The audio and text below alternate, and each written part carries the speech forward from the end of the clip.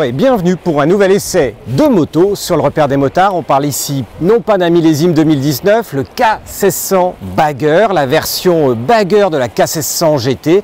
Eh bien c'est la K1600 GT, donc le vaisseau amiral BMW, 160 chevaux, excusez du peu, mais ici avec un top case en moins et puis surtout une ligne Bagger beaucoup plus affinée et qui va jusqu'en bas. L'avantage du Bagger par rapport au gros vaisseau amiral BMW, c'est naturellement un poids en basse, mais par contre un moteur toujours aussi coupleux, et s'il y a bien quelque chose d'extraordinaire dans cette moto, c'est son moteur. La K1600 Bagger, c'était à l'origine un concept dévoilé en 2015 avec le concept 101 chez BMW, un concept où on n'y croyait même pas. Et bien si, ils l'ont sorti. Qu'est-ce qu'il y a en face? On va penser naturellement à la F6B, et la différence entre la F6B chez Honda déclinée de la Goldwing et cette K1600, on vous en dit plus pendant l'essai.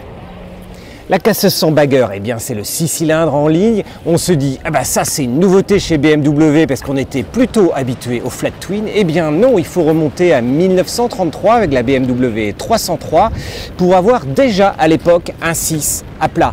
Et encore plus dans le passé, en fait, BMW avait commencé dès 1917 à fournir un 6 cylindres qui développait 200 chevaux pour les avions, d'où le logo l'hélice.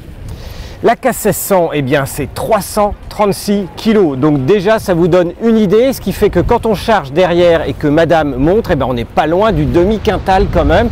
C'est le cas également avec la Goldwing, mais il faut savoir que la Goldwing est encore plus lourde, celle-ci est presque un poids plume avec ses 336 kg. Pour autant, en fait, ce qui se passe, c'est que la selle est assez large, on a une hauteur de selle surtout à 780 mm, ce qui est beaucoup plus haut que la F6B chez Honda, où Honda elle est à 725 mm. Donc on pose un petit peu plus les pieds à terre. Ici on a juste la pointe des pieds, mais il faut dire qu'avec 780 mm, on est sur la selle normale. Il y a une version en dessous à 750 mm en option, mais une option gratuite chez BMW. Donc je vous assure, il faut en profiter, notamment pour les petits gabarits. Les grands gabarits naturellement ils s'y trouveront très à l'aise, donc il n'y aura aucun souci. Mais franchement à l'arrêt et quand on est en dessous de 10 km/h, le pied à terre on aime bien l'avoir à plat. Donc encore une fois, l'option c'est pas mal. En ville, comme toutes ces grosses motos qui sont vraiment impressionnantes à l'arrêt, dès qu'on passe les 10 km/h, surtout les 20 km/h avec la K1600 Bagger, ça devient quasiment des vélos. C'est assez impressionnant la maniabilité que ça offre, y compris quand on est chargé et y compris en duo. Donc en ville, ça le fait bien. Là où ça devient un peu plus compliqué, c'est l'interfile. Donc si les voies sont très larges, on arrive à se faufiler, mais en ayant peur parce que les valises, elles sont très larges, même si elles sont moins larges que sur la K1600 GT.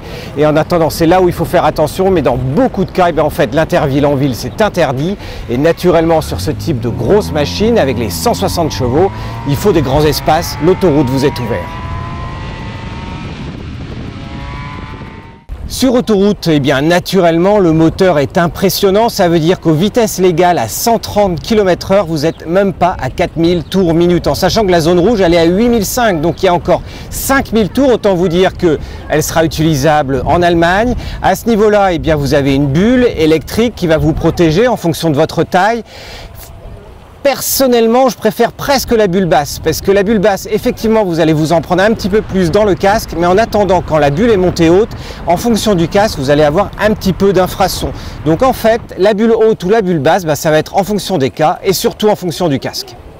Naturellement, avec ce type de gros vaisseau, la stabilité à haute vitesse, elle est parfaite. On va surtout aimer les grandes courbes, les très grandes courbes où la moto peut rester sur son axe et sur sa trajectoire.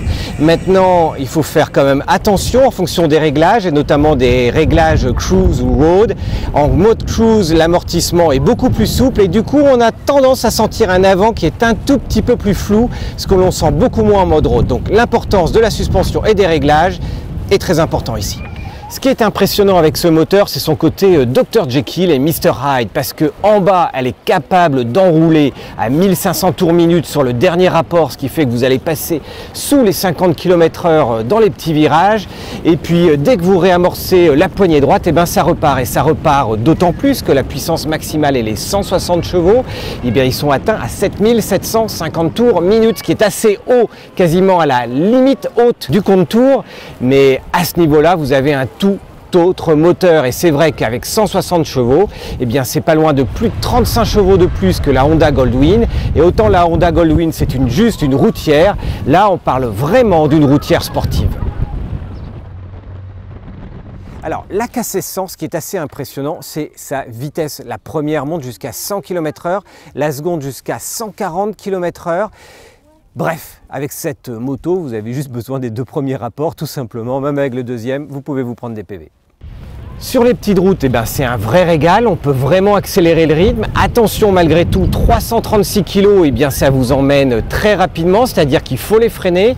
Le freinage ici, il est réellement à la hauteur de la machine, il est puissant, dosable, mais pas violent. Ça, c'est un point très important, surtout avec ce type de machine. Le frein arrière va bien vous appuyer, vous permettre de prendre des virages. Maintenant, si vous commencez à arriver sur des petites routes de montagne avec les épingles, là, vous allez sentir très nettement le poids en plus. Donc ma préférence à moi, surtout en petit gabarit, eh bien c'est plutôt les grandes nationales, les départementales qui tournent, mais les limites, ça sera les petites épingles en montagne. Côté consommation, eh bien c'est là le truc important. On se dit qu'avec ce gros machin, entre guillemets, vous me passerez l'expression, on doit être au moins à 7 ou 8 litres de consommation. Eh bien non, en ville, on va descendre en dessous les 5 litres au 100, voire les 4 litres et demi au 100. C'est juste impressionnant. Alors, sur autoroute, vous allez consommer un tout petit peu plus, surtout si vous êtes en Allemagne, où vous allez dépasser les 5 litres. Mais résultat, avec un réservoir de 26 litres, oui, vous avez bien entendu 26 litres, eh bien les 300, voire les 400 km d'autonomie sont largement possibles. Alors en ville maintenant, eh bien, vous avez une machine qui est assez lourde. Pour se garer, il suffit que vous soyez un peu en dévers et franchement avec les pieds, vous vous en sortirez jamais. Et heureusement, je dirais, eh bien, il y a une marche arrière. Et oui, il suffit de se mettre au point mort, d'appuyer sur le petit bouton R ici à gauche et puis d'appuyer sur le démarreur. Et attention, il y a des motos qui sont assez souples pour faire la marche arrière. Je pense notamment à la Gold. Ici, la marche arrière, elle est limite violente. Donc, il faut faire très attention et il vaut mieux avoir des grandes jambes pour arriver à récupérer le tout. Sinon, vous allez vraiment vous faire peur. Mais sinon, forcément, la marche arrière, c'est un vrai plus sur ce type de machine. Côté boîte de vitesse, eh bien, franchement, ici, avec le shifter, qui est, attention, est une option, eh bien, la boîte est juste top parce qu'effectivement, ça vous aide à monter et à descendre les rapports. Et en fait, par rapport à la version de base, où il n'y a pas obligatoirement le shifter, eh bien, franchement, auquel cas, la boîte serait vraiment très rêche et difficile. Et en l'occurrence, en fait, ce que l'on espère voir, un de ces quatre sur cette K1600, aussi bien Bagger que version GT, eh bien, ça soit quasiment une boîte automatique, ce qui notamment en ville et lors des petites manœuvres vous aiderait très bien.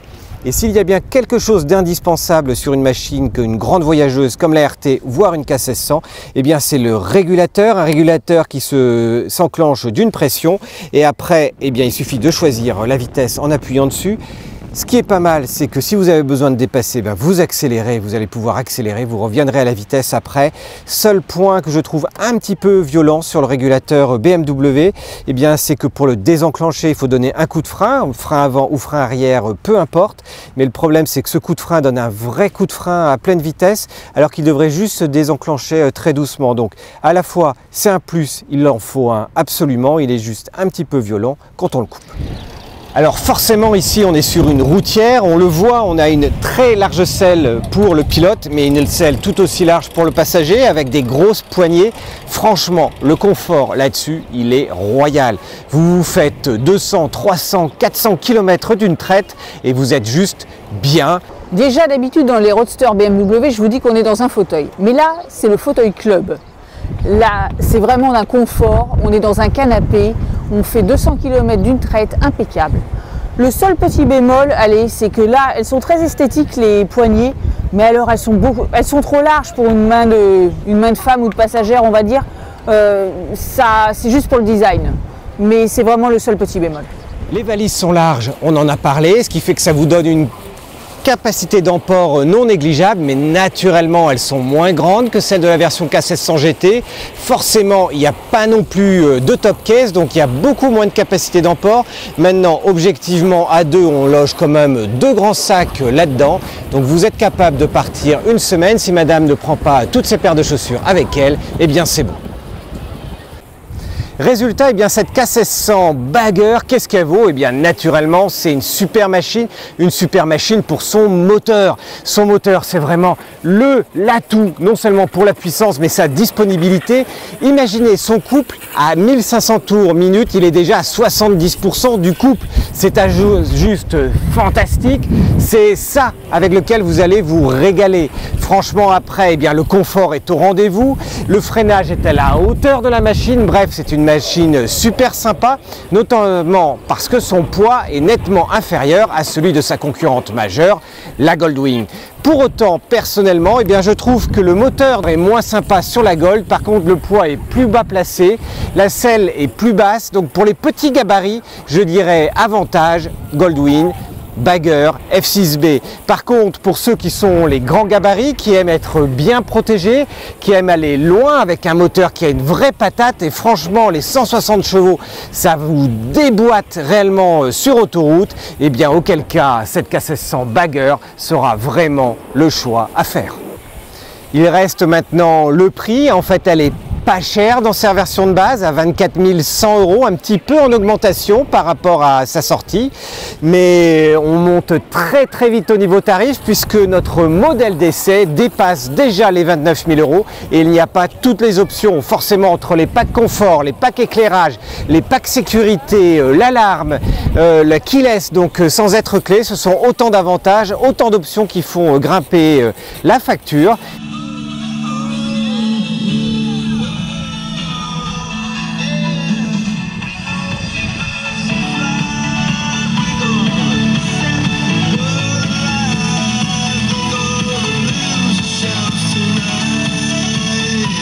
Mais pour autant, la F6B ou la Goldwing Bagger a également bien augmenté depuis les premiers modèles. Donc il vous restera après, en fonction de votre gabarit et de votre budget, à choisir la moto que vous préférez. Vous avez aimé cet essai? Eh bien, un petit pouce nous fera plaisir. Et si vous découvrez la chaîne aujourd'hui, eh bien, je vous invite à cliquer en bas à droite. Abonnez-vous à la chaîne. Toutes les semaines, on vous publie 1 à 2 actualités, 2 vidéos et notamment également des visites d'usine et des reportages. Donc n'hésitez pas à revenir nous voir et suivez-nous encore pour avoir plus d'informations sur le site. D'ici là et d'ici le prochain essai, je vous dis à bientôt et merci encore de nous suivre.